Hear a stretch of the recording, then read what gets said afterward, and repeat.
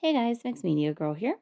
In this video, I'm doing an acrylic pour with a hair dryer using all Mixed Media Girl pouring paints on an 18 by 24-inch canvas. So it's a bit of a larger canvas than I normally use, but sometimes, especially for these hair dryer pours, the large canvases work very well.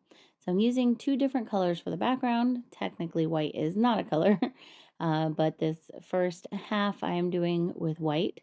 And then the second half I will be doing with pearl white, which is a comparatively very warm color. And plus it's a metallic. So that white is going to be very opaque and also it's going to lie flat in color.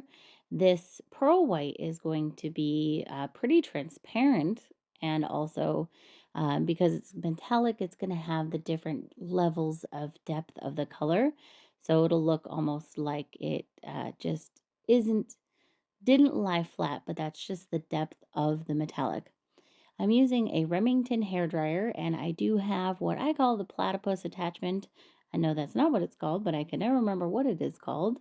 But I've got that on the end, which helps me to direct the flow of air.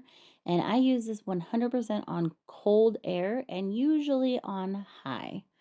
You can use a hair dryer that doesn't have the cold air function, only has warm, but you just have to be more careful because it will dry the paint with the heat as you go. So you'll have a little bit less work time, I would say. Now the colors in the middle I'm using here, again, all Mixed Media Girl pouring paints. I'm using canary yellow, metallic mixed berry, royal purple, and then a little bit of turquoise, which is a turquoise. The color name is turquoise.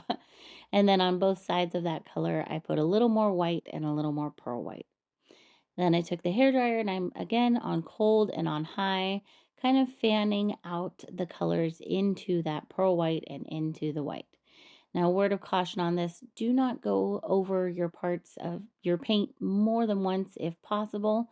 Just one and done, or you'll start to blend your colors a lot. But if there's a specific spot that you want to blow out, you can do that if you have enough room, or you can take a straw or something like that just to blow out a small section.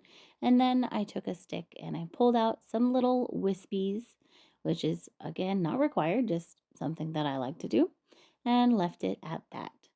So let it dry. Usually takes about a day or so.